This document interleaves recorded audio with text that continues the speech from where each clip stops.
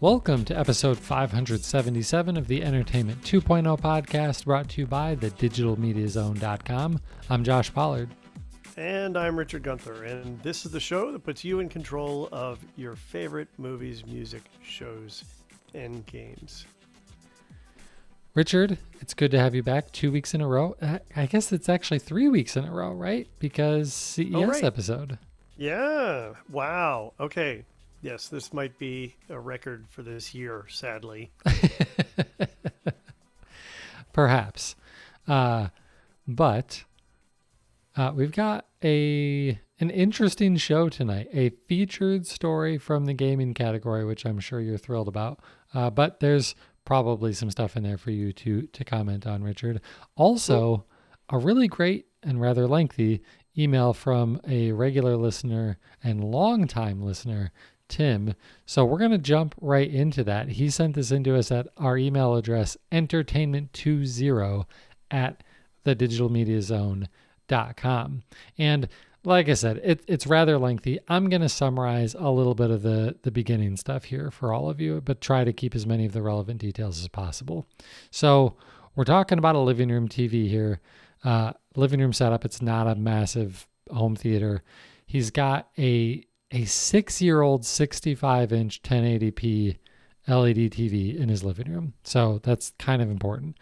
And he had a home theater system in there, but it went out. And he also had an Xbox One X in there that he jokes he was one of the 10 or so people in the US where he actually ran his cable box through his Xbox One X and has still been doing that up until recently. Like I don't know that I know of anybody else who stuck with it for that long, but his family did, using the Xbox for streaming apps plus as the way of getting to their cable TV interface. Well, like I said, the receiver started having issues. The right channel went out, which is nuts. Like you got to get rid of that right away. And he's replacing that with a Sonos Arc because he's heavily invested in Sonos. He's got Sonos stuff all around his house. So out goes the discrete speakers and the receiver and all of that. And in comes the Sonos Arc. He's also taking this as an opportunity to get rid of the Xbox because they have had some issues with it. So the cable is going to be going straight into the TV also. Now, here's where we start to pick things up. So basically, he has also had a very old Apple TV hooked up, but he's primarily only used that for his personal movie collection or personal media collection, plus a few movies and stuff that he's purchased through iTunes. But the rest of his content is stored on a NAS using an iTunes library. So he's using iTunes through his Apple TV to get all of his content that's on that NAS. Well, the NAS is also out of warranty and is no longer going to be getting support soon. So he's trying to figure out really a couple of things. In fact, I'll just read this last paragraph here. He says, so since the cable TV signal will no longer be running through the Xbox One, I'm planning to transition to another device for watching streaming apps. My Apple TV is quite old and due for replacement, but should I replace it with a new Apple TV or a Roku? The obvious benefit of sticking with Apple TV is that our local media is stored on an iTunes library. We're also an iOS household. The wrinkle is that I've been notified that our NAS has reached end of life and needs to be replaced within the next few months. Since I have to redo things anyway, I'm considering transitioning my video library from iTunes to Plex. I really don't have that much content that was purchased through iTunes, so DRM is not that big of an issue for me. And apart from the significant cost difference, the benefit of switching to Roku is that that ecosystem is familiar, as we have 2 Roku TVs in our house. I believe the Roku remote is also superior to the Apple TV remote. He says, I'd love to get your advice on this, and if you have the time, I'd also love your input on using iTunes versus Plex for my video library. So, Richard, I think the video library aspect of this is kind of a big deal. So why don't we start there? And I kind of want to start with you and your opinion on this, because I don't have any experience using iTunes as a media library. Yeah, I did that long, long ago, and it's not straightforward. I think you kind of have to go through some hoops to do that anymore. And he has two things that he's accessing through that: his own content, and then the content that he's purchased. Now, he mentioned that he doesn't have a lot that he had purchased through iTunes, but I'm hoping that he was listening to us years ago when we were talking about tying your iTunes library to Ultraviolet and to Movies Anywhere.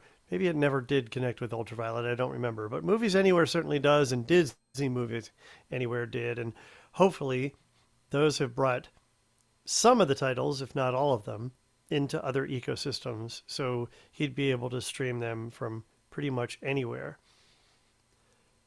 And I mention that because where this is taking me is that if you already have Roku and the people in your home are familiar with that platform, I just kind of want to cut to the chase and say, move to Roku and start thinking about Plex, because Plex is easy enough to set up if you have the content already on a NAS. And if you can stream those movies from other apps or other services, you'd get everything that you want on Roku. That is not where I thought you would be going with this. Right? It's not where I thought I would be going with this until he said we already understand that ecosystem. We already have that in our home.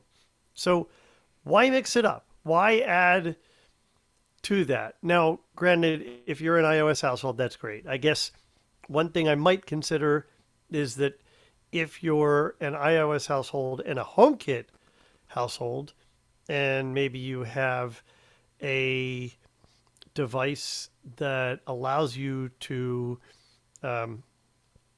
get video from your doorbell, and it just so happens to be HomeKit compatible, then maybe I'd think about Apple TV, because then you get the added benefit of like tying that into your television and stuff like that. But if that's not the case, and this is really just for content, there's so many ways to get content. And it's not hard to set up Plex. You are going to need a box to put it on somewhere. Mm-hmm. But you already know that you're going to need to replace your NAS. So look at a Synology or something like that. There's plenty of devices out there these days that are powerful enough to operate as a Plex server. So what about AirPlay? They're an iOS family. And his TV is 6 years old. So we can't really expect him to use apps on the TV, and there's no way his TV supports AirPlay either. So there's two potential solutions. I know there are third-party apps that allow AirPlay on other devices. It's hacky. Sometimes it doesn't work all that cleanly, but I've done it on devices on my own. That might be one way to do that if you care about that. But that's the other thing. Do you care about casting to your television? Maybe I missed it, but in my read through here and your discussion of this, I didn't catch anything where we're like, oh, and we got to have AirPlay. No, you're right. He didn't mention AirPlay. I did. Yeah. If you're not doing that, then I wouldn't just throw that into the mix if that's not important to you. And for audio, you'll have the ability to AirPlay to your Sonos devices. It's probably more likely that people might want to AirPlay audio than video, depending on how your household uses television, but it doesn't sound like casting was part of the mix. What about photos? What about photos? I think that's one scenario where I use a casting technology is when I want to show photos to multiple people from my device. I just cast them through the TV. So the Roku app, I believe, it used to anyway, I don't know if it still does, but the Roku app used to allow you to see the photos in your photo library on your device and then help you show those up on a Roku device. So if that's still something that's possible, he could use that as a way of doing that. Again, that's not something that he talked about, but that's a legit use case. Yep. Well, a lot of times people forget about some of their use cases. So I just want to throw some of the more common use cases out there to Sure. make sure we're covering all of our bases. Because Sure. If you're going to ask me about podcasts, I have no idea. Well, podcasts are largely audio, so the Sonos kind of handles that already. But when I saw that they were an iOS family and they've already used Apple TV and he's already set up an iTunes library, I thought, I know the remote's not the greatest, but just get another Apple TV, dude. Like, I'm the one who was ready to recommend Apple TV, and now you're the one recommending Roku. I don't know what's happening in 2022, Richard. I tend to think that if you have an ecosystem that your family is comfortable with, you should stick with that. Now, For sure. the fact that they have Roku TVs and people who know how to use them strikes me as more important than the fact that they have an old Apple TV that, I mean, we don't know how old it is. We don't know, is it like generation 3 old, or is it the thicker version? We don't know the answer to that. If it's the thicker version, it's newer, so the interface hasn't changed substantially. But if it's way old, then the experience is pretty different now. So, yeah, I'm sticking with the Roku. I can't believe I'm recommending this, but I'm sticking with my recommendation to go with the Roku. Okay. Well, I mean, I don't think that either option is bad here, and I don't think you're going to be tying yourself to one platform or the other, right? Because you need the Synology, you need some form of NAS either way to hold your personal media collection. So get yourself a Synology or whatever, like Richard said. Throw a Plex on there. It doesn't cost you anything to do it. You're clearly going to be able to do this yourself. The NAS will probably also support running as an iTunes library. So that option is still going to be available to you, I imagine. And start with the Roku. It's cheaper. If they hate it, at least you're not out as much money when you go to switch to an Apple TV. And even if you do switch to the Apple TV, there's a Plex app there. So both options allow you, like, you can't really lose here. So I guess I'll go with Richard here and recommend, go with the Roku. And frankly, the remote might be reason enough, right? That Apple TV remote is so terrible. Whoa. But if you buy one today, it comes with the newer remote that has a touch-sensitive D-pad. So it is a far, far better experience now. I don't have the problem with the new remote that I did with the last generation remote. It's much, much better now. I forgot that they put out a much better remote. And John B in the chat, if you don't know, we record the show live on Twitch, and we love being able to get help from our listeners in the live chat room. John B says, if you're buying a new NAS and you're planning to use it as a Plex server, don't cheap out on the specs for that, because Plex likes to transcode and stuff like that so that you can view your content on anything, and that requires some horsepower. So get one that's relatively powerful to be able, and we mean in CPU capacity really here.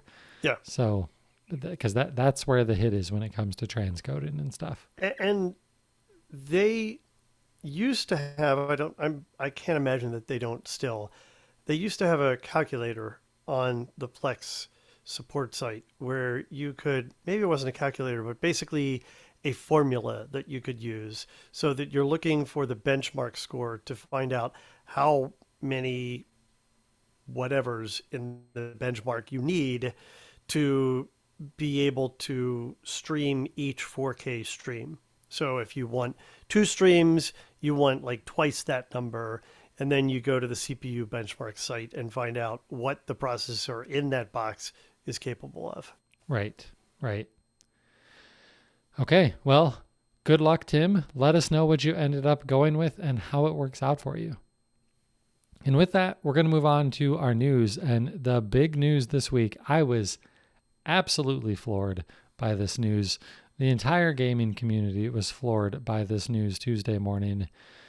And frankly, if you talk to people who are really into the gaming community, people are talking about this like they're saying things like, I will always remember where I was when I heard this news. Like, that's how big of a story this is. Like, it's a pretty big deal. So what is that news? Microsoft surprised everyone and announced that they are buying Activision Blizzard for $68.7 billion. Yeah, that's the thing that caught my attention. Yeah. Wow. I can't think of another acquisition in any industry that was this big. Neither can I. I mean, this is so large. Yeah. Yeah. Like when I was telling my wife about this, who just has to patiently listen to me tell her gaming news, I said, there are so many people who look at video games still and think, that couldn't be a very big industry. Like, it's just for kids and stuff. Oh no. The video game industry is bigger than television, movies, and music combined. It's enormous. So when you put it in that perspective, it's not as surprising, but still, it is purchasing one company for $68 billion. It's absolutely crazy. So if you're like, all right, Activision Blizzard, what are their games? Have I even heard of any of these games? Even if you're not a gamer, you've heard of most of these games. Call of Duty, Warcraft, Diablo, Overwatch, StarCraft. Oh, and Activision Blizzard owns King, which you might not know that name, but if you've played any mobile games like Candy Crush, they also own that. All of that, assuming this deal goes through, will be owned by Microsoft/Xbox. It's just mind-blowing. Like, I'm still kind of staggering from this news, and I've had almost 2 days to mull it over. It's just that crazy.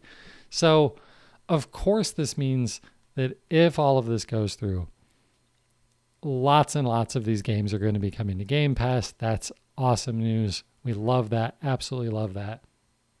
But there's still some big questions, like, what is this? And one of these questions is the big question that we ask every single time Microsoft buys one of these big third-party studios is, are they going to make everything in Xbox exclusive?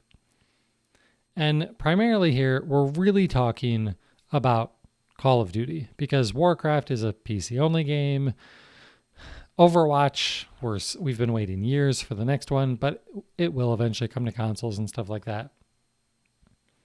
But Call of Duty is the number one selling game every single year.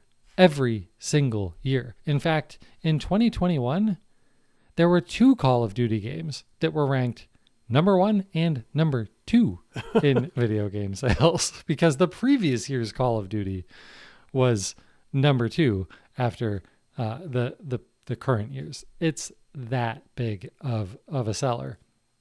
So what are they going to do? Are they going to make Call of Duty an Xbox console exclusive? And they're still going to leave it on PC, right? Because that's what Microsoft has been doing. Microsoft also owns Windows, so they're keeping all of these games on PC also. But when it comes to consoles, most of these games, they're making Xbox console exclusives.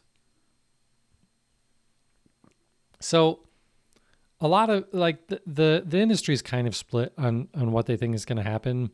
I'm in the camp that I think they're going to keep Warzone a multiplayer game, which is Warzone is their free-to-play battle royale game that came out in the craze of Fortnite and PUBG and all of that. It makes money hand over fist for Activision, as all of these really popular battle royale games do. I think that's going to stay free-to-play and cross-platform. But the main Call of Duties, I think they go Xbox exclusive, with one potential caveat. But the reason I think they go Xbox exclusive is if you're going to spend $70 billion buying a studio, I think you want to use that money to have an advantage over your competitors, right? Like, why do you want to let Sony have access to Call of Duty? And of course, the answer is because all of those PlayStation people are buying copies of your game, and Right. that's putting money in your bank account. But that's not how this works. And Call of Duty is such a big seller that if it goes Xbox exclusive, it will cause people, and lots of them, to buy Xboxes. Well, assuming that they can find them to buy, right? It just will. The really loyal hardcore Call of Duty fans in the Xbox 360, PlayStation 3 generation, they were mostly playing on Xbox because Microsoft had some exclusivity deals around getting DLC sooner and things like that.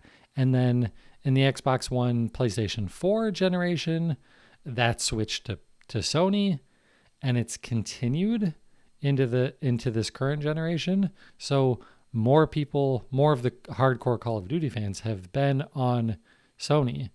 But if all of that goes away, they're still going to want their Call of Duty every single year, and they'll buy an Xbox to do it. The vast majority of them will buy an Xbox to do it. So why wouldn't Microsoft do this? I mean, it all comes down to the math, right? If they really think that they're not going to get enough people to switch over and they're actually going to make more money by selling it on PlayStation, then maybe they'll consider it, or maybe they'll say, no, I don't care if this makes us less money. It's still better for us to have this be a console exclusive. You got any opinions on that, Richard, from kind of a business perspective? I know you don't give a crap about the game, but... No, but I dislike exclusive titles. I've never liked this in any content. I don't think it's good for consumers. Right. Sure, it's great for Microsoft. It costs consumers another $400 or $500 potentially, Right. which is kind of ridiculous. I'm baffled by how, and this isn't an original thought. There have been many pundits discussing this, and some friends of mine on Slack have been talking about this. This is the company that got in trouble for bundling a browser, right? Who got taken to court and ultimately ended up having to do some ridiculous gyrations because they lost a case on an antitrust issue or a anti-competitive issue with their browser. And yet apparently they are doing their best to own all the games. Now, obviously they don't own all the games, but they've kind of been on something of a trend or a campaign or whatever you want to call it over the last decade, buying up all of these game houses and bringing in-house some of these big, huge titles that people love. And for the most part, I think they've been reasonable stewards of most of those brands. But do you think there's any blowback from this? I mean, you kept on saying every time you talked about, you didn't say when this happens. You says if this happens. And so I wonder if this might finally get some scrutiny, particularly as we have a a Justice Department even that isn't all so keen on big tech companies right now.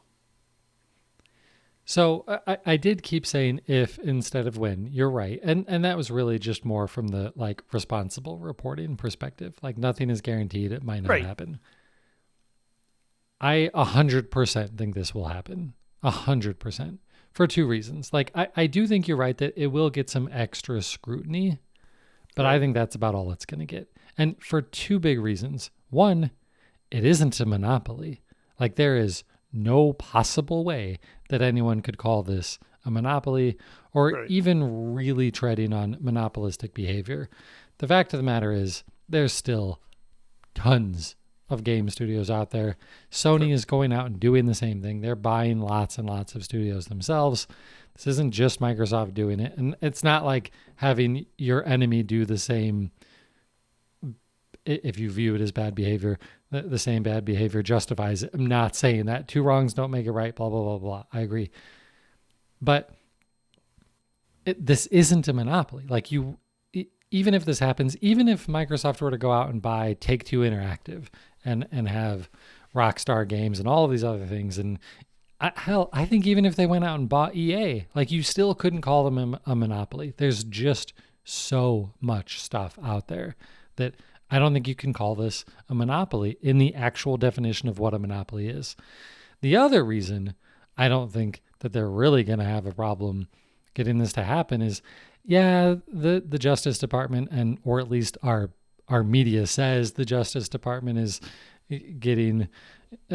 going to be taking a closer look at big tech companies. What has any of our government regulators done with regard to this sort of regulation in the last 10 years that gives you any indication that they might actually do something here? That's a fair point. What deals have they shut down that would make you think they're going to stop this one? I can't think of any. Yeah, fair point. And there's far more stuff that's getting a lot closer to the idea of monopolistic behavior, I think, in other industries than we have here. So yeah, I think the closest thing that we can look at is the Sprint and T-Mobile fiasco, which happened. Like that went through. Yeah. So I do think this is a win, not an if. The win. Even Microsoft is being cautious about this. They're saying we expect this to be finalized in our fiscal 2023, which means summer of 2023, between this summer and next summer, because they think it will get some extra scrutiny and all of that. But I think they expect this to happen also. So the other really big question, and this is the kind of the bigger deal to me, is what about Activision Blizzard's leadership and primarily the jerk in charge? Exactly, the jerk in charge. And jerk is being really, really friendly. Bobby Kotick is currently the CEO of Activision Blizzard. He is basically viewed as like the devil of the video game industry. The dude just makes mountains of cash while regularly laying off, huge teams of people and stuff like that. Like, there was all of that going on for years. And then over the last year, we got wind of all of these sexual harassment allegations and all of that stuff. Yeah, this is the company that Microsoft just bought. That one that we've been talking about having all of the sexual harassment claims. Yeah, it's this company. And frankly, I think that's kind of a good thing because I expect Microsoft to be a far better steward of this company than Bobby Kotick has been. And when this deal was first announced, the Microsoft Xbox Wire blog post said Bobby Kotick is staying on as CEO, but it was kind of vague. I read it as Bobby Kotick is staying on as CEO while it's still a separate company. But there is absolutely no reason for this guy to stay on once this deal closes. And now that's what the Wall Street Journal is reporting too, that once this deal closes, he's gone. Because it's not like, where's he going to go? Phil Spencer is the CEO of Microsoft Gaming, which is also kind of a new announcement. They're making it a separate division called Microsoft Gaming now, which is kind of weird, but whatever. And Phil Spencer reports directly to Satya Nadella. Now, if you're CEO of a company that just got bought for $69 billion, like, you don't want to be third in line at a company, right? Third in line at a company that you have zero hope of ever becoming CEO of. So why would he stick around? And I think that's fantastic news, because the people who work at Activision Blizzard deserve so much better. And for all of the talk about Call of Duty and exclusivity and all of that other crap, none of that matters compared to the lives of all of these people who are dealing with everything they've had to deal with while working at Activision Blizzard. So frankly, that's the thing I'm most excited about. These people have a far better opportunity to have a much better work environment if they're part of the Microsoft family. So I'm thrilled about this news I'm partly thrilled. Like, I'm mostly thrilled because, like you, I agree that, and we've both said it lots of times on this show before, exclusivity for games is never good for the consumer. Like, this works for me because I'm an Xbox guy, but I'm also the one who's regularly thinking, well, I'm going to have to buy a PlayStation eventually because I'd really like to play Final Fantasy VII Remake, and the next one is also going to be a PlayStation exclusive, and there's other third-party games that are going to be PlayStation exclusive, so I guess I'm just going to have to buy one. So I don't like that aspect of this, but I will benefit because I'm an Xbox guy. And one last really interesting tidbit on this, reporting today, Sony's stock dropped 13% today. It is their biggest drop since the global recession of 2008.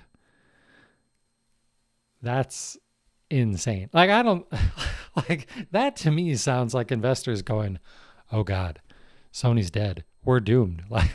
And I think that's kind of overreacting, folks. But please don't take this as stock buying advice. I'm not a professional. You should talk to a professional for that sort of stuff. Meanwhile, of course, Blizzard's stock went up something like 20 to 25%, which is not that surprising either when an acquisition is announced. Speaking of Sony, let's just speculate for a minute. Any chance their volley back might be a bid for EA? That's the only thing that could be comparable. I mean, Ubisoft would also be a big deal, but I think EA would be even bigger. Man, I don't know. I don't know that they can. Now, it's possible. Like, Sony does have a lot of money, and Sony was making more money than Xbox prior to this deal. But Xbox isn't just Xbox. It's also Microsoft. And Microsoft has boatloads of money. I don't know how that compares to Sony. So I don't know if Sony has the ability to go out and buy EA. That would be bigger than this, I think. I don't know if it would cost more, but I think the industry impact would be bigger. And I would be very frustrated because then I would have to buy a PlayStation so that I could play NHL, because EA owns all of the major gaming or sports games. So, that would be bananas. That would be bananas. Yeah. All right. Well, I'm sure you're itching to get away from the gaming news. So let's jump into some video news. First, a really quick one NBC has the rights to the Super Bowl this year. I think they had it last year also. No. Yes. Fox had it 2 years ago. And they're not broadcasting in 4K. They're not streaming in 4K. You don't get the Super Bowl in 4K in 2022. Yeah, Thanks, that's because NBC. all of their 4K cameras are in Japan. No, China. China. Right. China. Sorry, wrong Olympics. That was the summer. Right. Yeah. They're actually I can't remember his name now, but the guy who's going to be the primary broadcaster of the Super Bowl, he's also going to be doing the Olympics. So they are going to be flying him back to LA from Beijing, where he's been doing Olympics coverage, to do the Super Bowl, and then theoretically flying back. So that's rough. It's a long flight, man. I am more concerned that it's very likely he's going to be doing that on a private plane, and the absurdity of that is just beyond me. Well, maybe NBC's got enough money to buy EA. I hope they're buying some carbon credits too.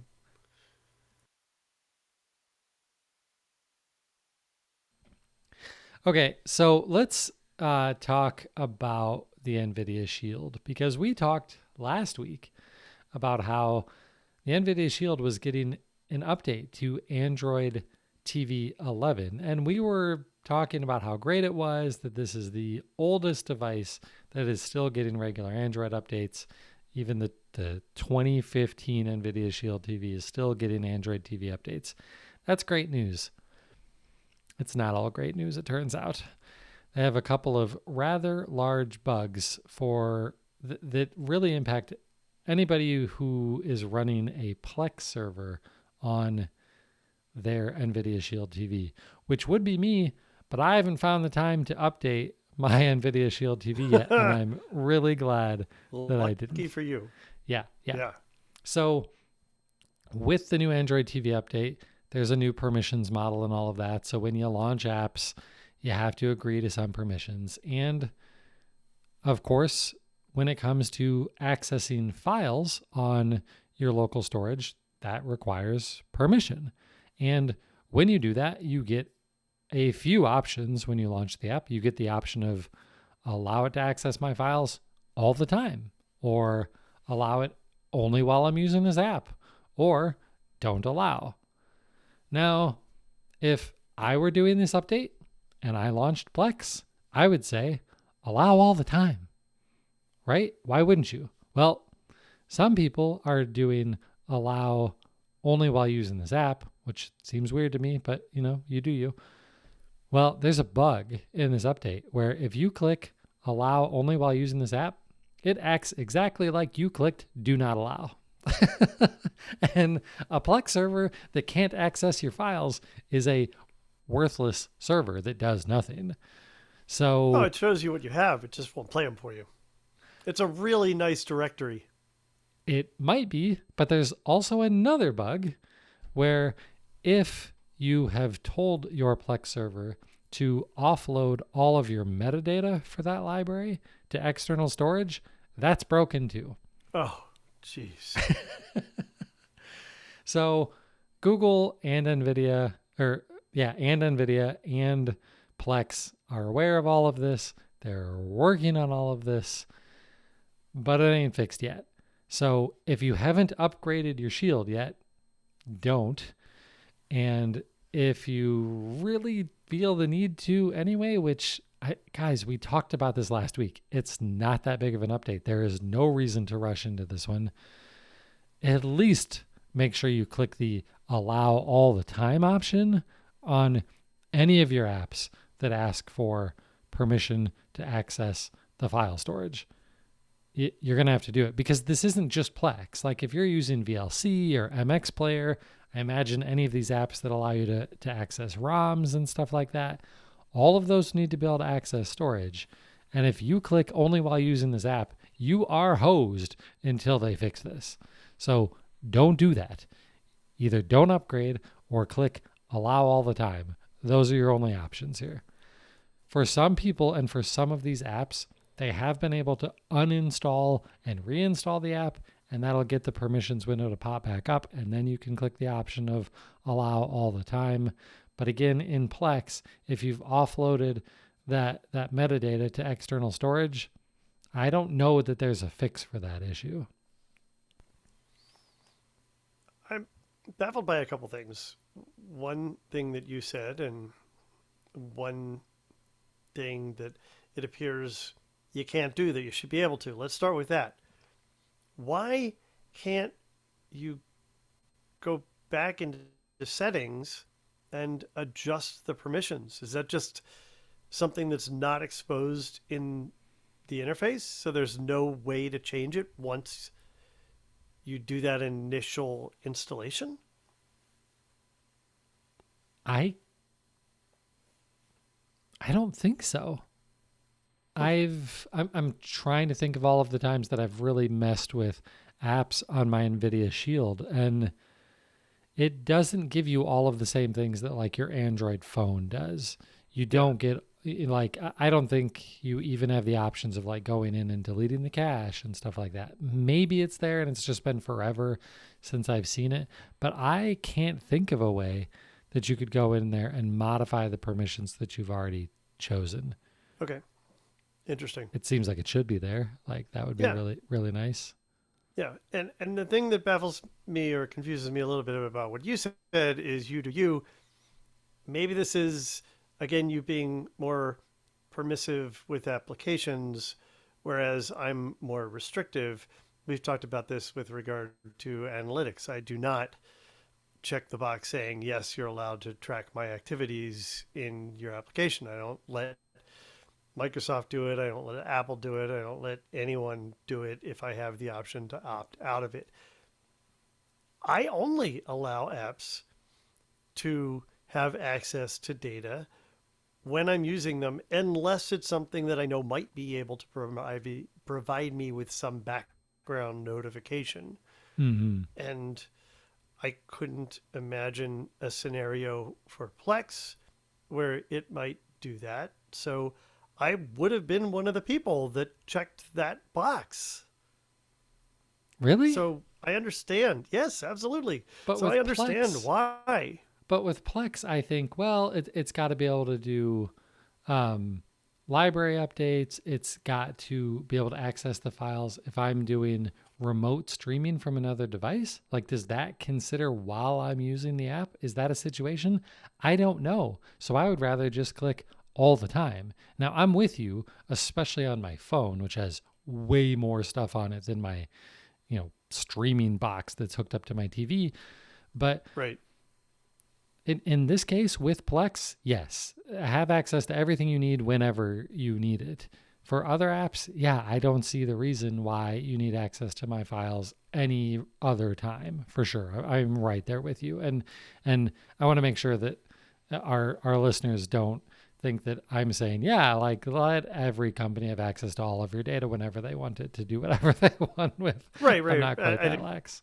I didn't mean to suggest that, but I think at the same time, people are starting to get a degree of exhaustion from that too, because now with the tightened privacy and security restrictions that a lot of OSs are putting in place, even on my Mac, when I load, say, like a Photos application of some sort, a third-party application, it asks me, can I have permission to your desktop? Can I have permission to your documents folder? Can I have permission to your remote disks? Can I have permission to your network? I have to say yes to all of those things. And so people get somewhat desensitized to that and either always check yes or get in the habit of just saying, no, screw it, no.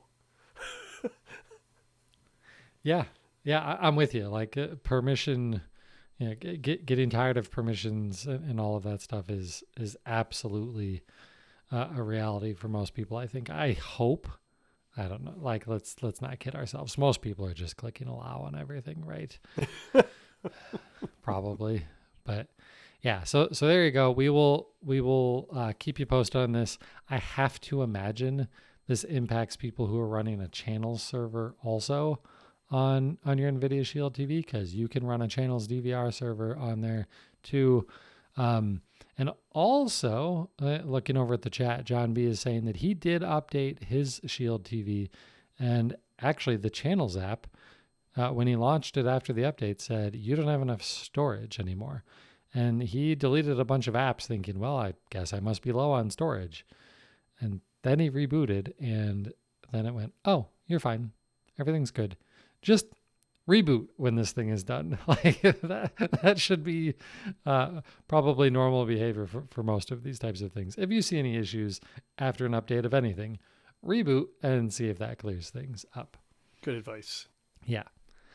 All right, last video story, and that is YouTube TV is getting an update to their guide. We talked about guides and configuration and configurability last week. It's really important, and YouTube TV is getting a nice new one now. So their live TV guide has had a lot of good customization already, but they're adding a new option where you can sort the guide by your most watched channels.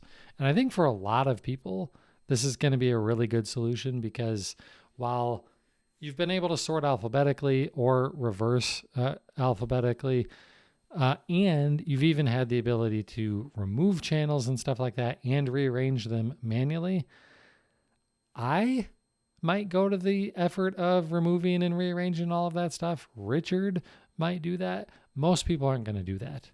Most people are like, yeah, cool. Like, just show me the ones that I actually watch. That's great.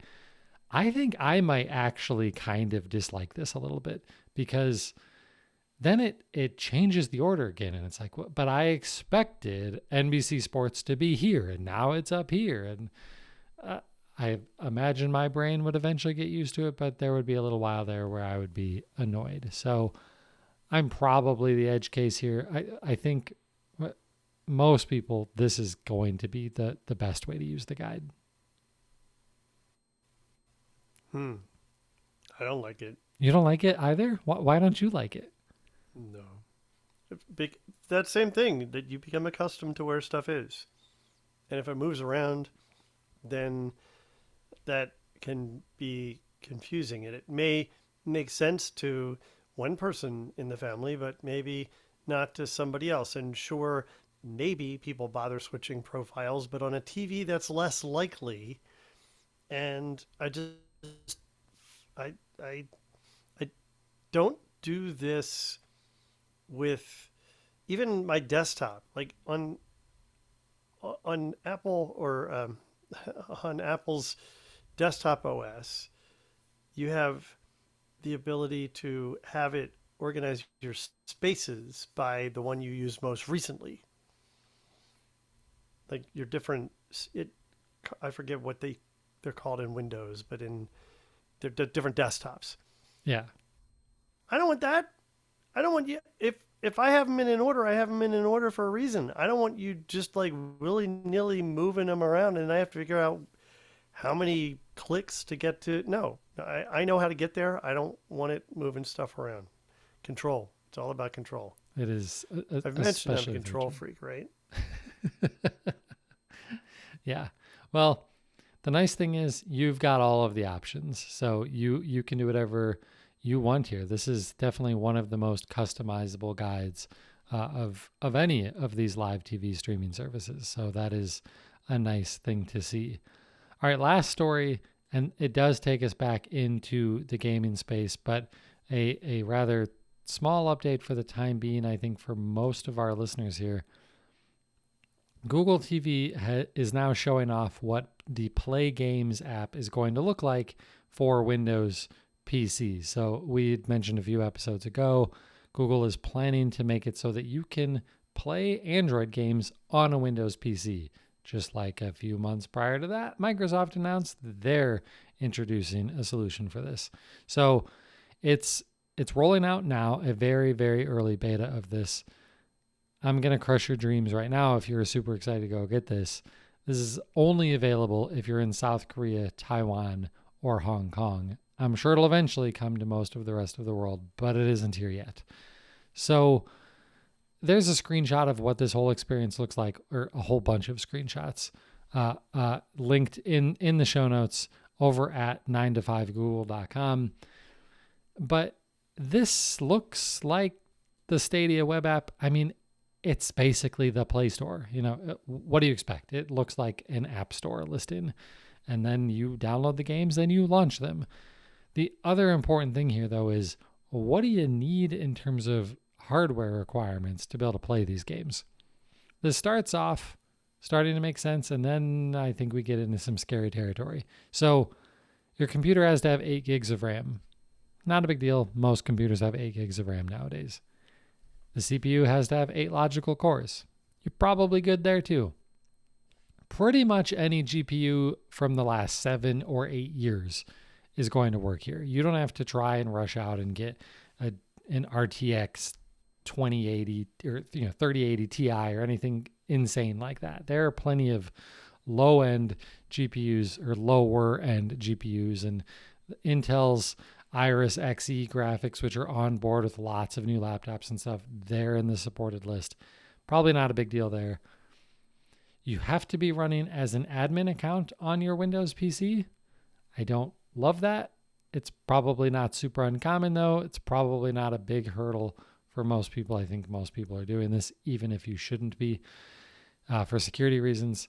The one that I think is going to be the bigger issue for a lot of people is this is virtualization. This is running a virtual machine, which means you have to have hardware virtualization enabled. And that's super common for somebody like me who's a developer and I'm running Docker and Hyper-V and all of this other craziness on my machines.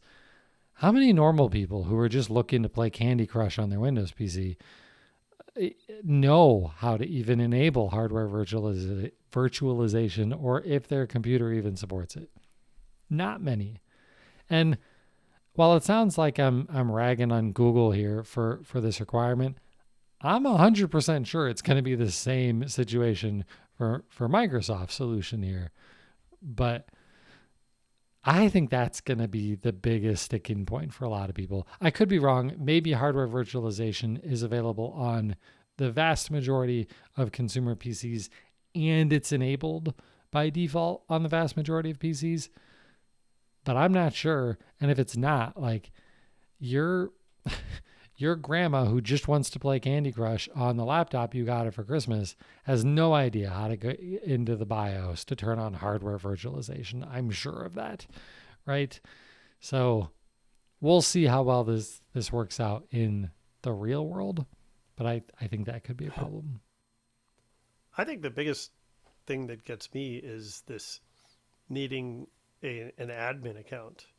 I mean, that's like a worst practice, right? It strikes me that if that's a requirement to run this, maybe to install and set it up, but if that's a requirement to run this, then as far as I'm concerned, Google has failed, because most computers that I've set up for myself, and I might argue, now granted, this may not be something that's going to hit home for hardcore gamers, but I might argue that people who are smart enough to be hardcore gamers and tinkering enough to be hardcore gamers also have different accounts set up, and probably accounts that they would use regularly that aren't admin accounts. I would think, unless it's just a thing for games and I didn't know it, but I was not aware of that, and this strikes me as a bad idea.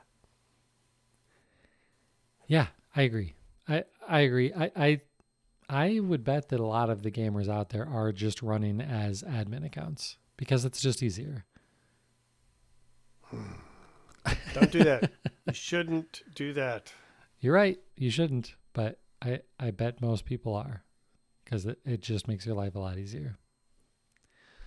All right, well, that does it for the news. Let's get into what's going on in our entertainment centers.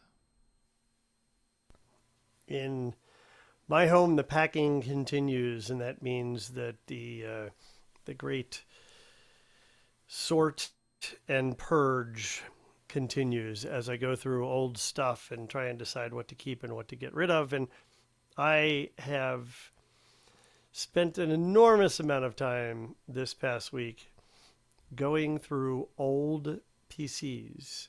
And many of those were these things that we used to talk about all the time. HT PCs. Do you remember those, Josh? You mean home theater PCs? Home theater Absolutely.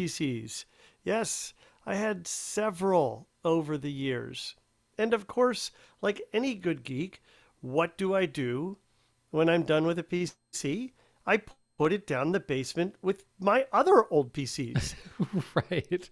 I moved old PCs when I moved this last year. Absolutely. Absolutely. I'm betting that this is probably the third home for some of the PCs that I had. So, yeah, I finally went through them and tore them apart and took the old hard drives out and identified if there was anything interesting or worth keeping or worth drilling a hole through on those drives. And I haven't finished that process. So now I have a stack of drives that I need to go through or ultimately do something with. But the PCs themselves are gone. And I'm very, very happy about that. They are in the dumpster for good. This includes some tablets. I have old tablets. Most of them are iPads. Most of them still actually function pretty well. All my old Windows tablets are crap. Yeah, but you bought crap Windows tablets. It's not like these are Because Surface Pros. the industry told us that this would work, Well, but it didn't. there's that. Time after time after time, Lenovo tablets, Dell tablets, HP tablets, none of them were really any good. Even some Microsoft tablets. I'm keeping the Microsoft one. But old Lenovo tablets that I really, really wish still worked that don't or that can't hold a charge.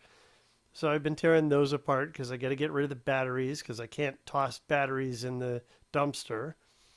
I don't know what to do with the batteries. I found the Mom Markets takes contained batteries, but not like interior batteries. I don't know what to do with those yet.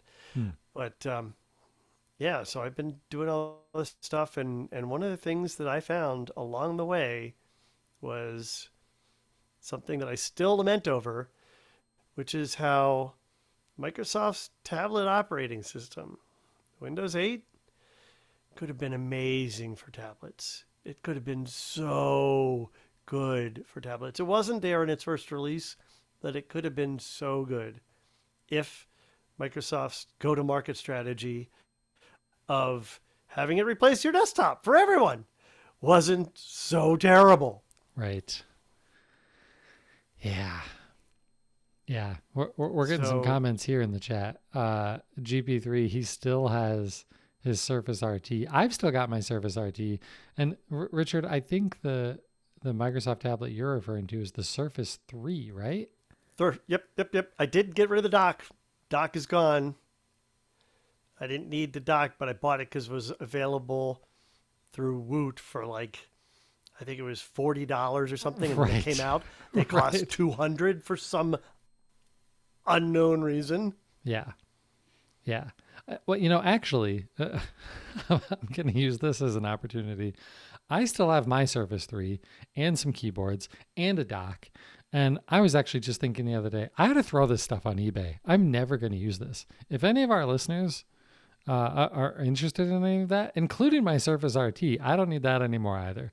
Let me know. Shoot me a message. All of the contact information is going to be at the end of the show, and we'll talk because I don't need this stuff. I don't know why I moved it. I do know why I moved it. Found my old Microsoft folding keyboard. Oh, I love this forgot guy. about that. See, folks, this is one of the benefits of the live show. You got to see this crazy folding Microsoft keyboard that Richard just pulled out. It is on YouTube. Head on over to the YouTube feed, subscribe, and check out Richard's folding Microsoft keyboard. Yeah, that's crazy. The thing that amazes me is you move in a week and you're putting all of this effort into this stuff. For me, I would be so stressed out. I would be saying, I don't have time to do all of this. We're just moving it. And I promise I'll deal with it after the move. And then I would never deal with it. It would still sit in the basement for the next 10 years. I'm trying to get as much done as I can. I am stressed out, but Edward's far more stressed out about my lack of progress than I am right now. So, yeah. Anyway, a little bit of television, not a whole lot, a couple episodes of things. Watch the latest episode of The Amazing Race. We hit the point where they had to stop.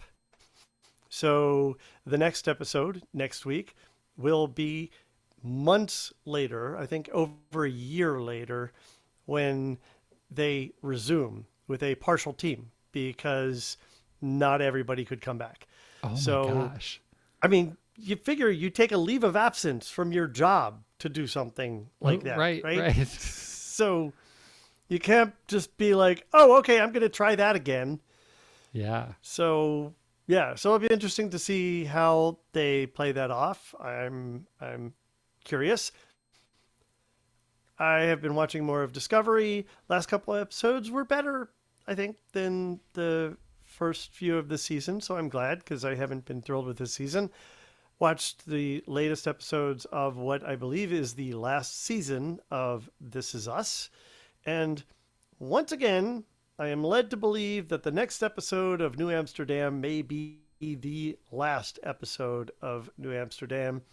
I don't have any documentation anywhere telling me that, except for a description that talks about how the team looks back at how the hospital has changed over the years, and why would you do that if it weren't your last episode? So hopefully they're putting an end to this somewhat tortured last season, but I've always liked this show, and it'll be a shame to see it go. Watched the latest episode of Ghosts. That's the CBS comedy that we've been watching together. It's kind of fun. And we started watching the Harry Potter tribute on HBO. I think we got about 10 minutes in, and Edward's like, okay, I'm done. So I don't know if I'll watch any more of that or not. It was kind of, sentimental. It was like the Friends thing. They all get together and they look back at how fun or not it was at that time. We're not really that far away. It's 20 years, but it's 20 years since it started. It only finished 6 or 7 years ago. Right. They so made it doesn't 8 feel like movies. Right. So it doesn't feel like it's that long ago, but oh man, when they show them when they're kids and they're all like 12, right. It's just bizarre. So, and then we ended up watching, because we caught it live on one channel as we were just surfing, the movie Men in Black 3, which we just didn't really remember much at all, and it was fun. We enjoyed it. So I'm yay for random cable TV movie. So that's us. What's been going on in your entertainment center? So in the gaming department, it's more of the same. Forza Horizon 5, some NHL, a little bit of Fantasian on my iPad. I did actually also check out Formula One 2020. It's whatever the most recent Formula One game is that's in Game Pass, because the group of friends that I've been playing Forza Horizon with, we're pretty much done with it. Like, we've done most of the things that we're going to do at this point. And so I thought, what about a more realistic racing game? And so we're thinking of checking that out. I like it. I don't know if the rest of my friends are going to like it, but we might check that out. So that's it on the gaming side. Now, Richard gets to see what I'm about to talk about. What he doesn't know is the things that I watched. This is a mess, guys. Sorry. I watched about half of Encanto. I think that's how you pronounce it. It's a Disney movie, right? It's on Disney Plus. That's how we watched it. Sounds like everybody else in the universe has already seen it. I've seen about half of it. I really liked what I watched. I think the rest of my family really enjoyed it. I just had to step away and go get some other stuff done. I do want to go back and finish it because I was really liking it. I thought it was really creative. I actually said out loud at one point during the movie, how do they even come up with just some of the random stuff? I mean, it's a movie about like a magical house and a bunch of the family have magical powers and all of that stuff. And like at one point, there's a bunch of people coming to the house and they go to throw their hats on a hat rack, and the house just like the tiles on the wall just turn into hat rack tiles. Like I can't even describe it well. It's so cool and so creative. Um, the songs are mostly good. Anthony in the chat is quoting, "We don't talk about Bruno." That is the one that is constantly being sung around my house. It is in the first half of the movie. It's adorable. It is one of those, like, if you let your kids watch this movie, which you should because it's good, they are going to sing it nonstop for the next year or whatever. So be prepared Are for you that. sure you should let your kids watch this movie then? It's I mean, you remember Frozen, right? Well, exactly. Like it'll finally get them to stop singing Frozen songs. They'll sing Encanto songs. So I don't know. At least it's something new for a little while. And maybe now that Baby Shark has hit 10 billion views on YouTube, they're not singing Baby Shark anymore. So I don't know, but it it looks good. The Colombian aspect of it is cool. There's a lot of really good things here. I just need to watch the rest of it. And on a similar note, I saw some of In the Heights. This is another musical from Lin-Manuel Miranda, the guy behind Hamilton. But this takes place, it at least partly takes place in New York City, like modern day New York City. I think it eventually maybe switches to the Dominican Republic. I don't know because I only watched about a half an hour of it because I walked downstairs and my daughter was watching it. And so I sat down for a little while, but I did not have 2 hours to sit down and watch it. But it was good. The music was really good. It just seems, I mean, maybe it's not quite Hamilton, but I was really enjoying it. And I definitely want to go back and watch In the Heights, which I think that's on HBO Max. Do you know? It is on HBO Max. I tried to watch this twice and I fell asleep both times. Really? Now, I generally watch TV later at night after Edward's gone to bed, particularly if it's a musical, because that's not something that he would be interested in watching. But it just didn't keep me interested twice. So Wow. maybe I'll try again. I know I this has been a struggling one for him too because he came off of Hamilton with such a high, and so expectations for this were insane, and it was supposed to have the benefit of opening in a theater, and you know, a la West Side Story, seeing all these people dancing around on the big stage and the big screen. It didn't get that. Maybe it just doesn't translate well to the television. I don't know, but just isn't doing it for me.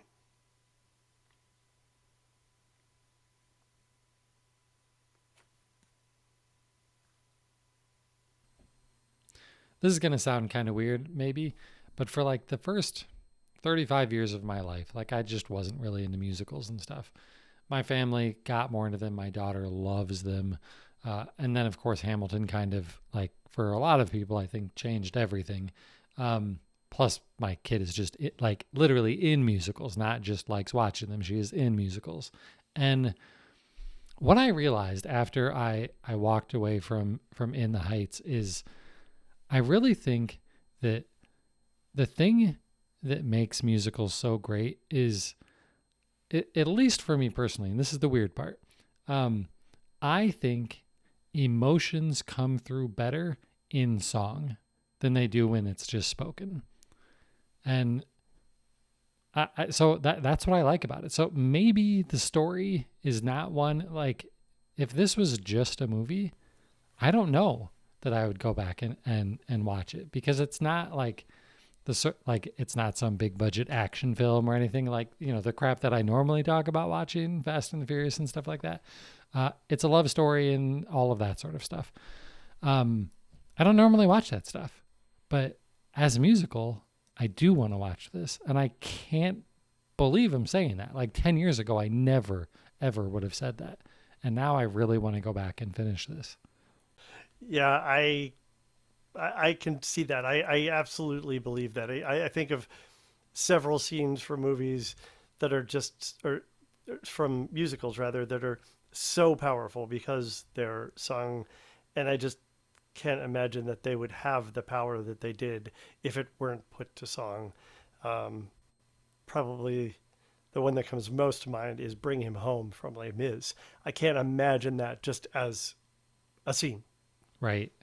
Yeah, that's a really great example for sure. Okay, well, after we gave you a short episode last week, we have gone on for much longer this week, and it's all my fault because of wanting to talk about Activision Blizzard. Sorry, but it was just that cool. So, if you want to get a hold of us, we're available in a lot of different ways: Twitter, Instagram, all that stuff. At Richard Gunther, at Josh Pollard, at DigiMediaZone to get us on Twitter. All the rest of the contact information is over at the website, thedigitalmediazone.com, where you're also going to be able to find the link to the YouTube video because we are posting these on YouTube now. We would love it if you would go over and subscribe to the YouTube channel, or maybe you're watching this on YouTube right now. So click subscribe and ding the bell, ring the bell, whatever I'm supposed to say for the bell so that you get notifications when we post to YouTube. See, I'm not a very good YouTuber yet, Richard. And you can watch the videos over there. And then come back when we do this show live. It's normally Tuesday nights at 8:30 p.m. Eastern. I know it hasn't been the last couple of weeks, but it normally is. Follow us on Twitter or subscribe to us on Twitch to get notified when we're doing the live show so that you can be a part of the conversation and part of the show, not just part of the conversation.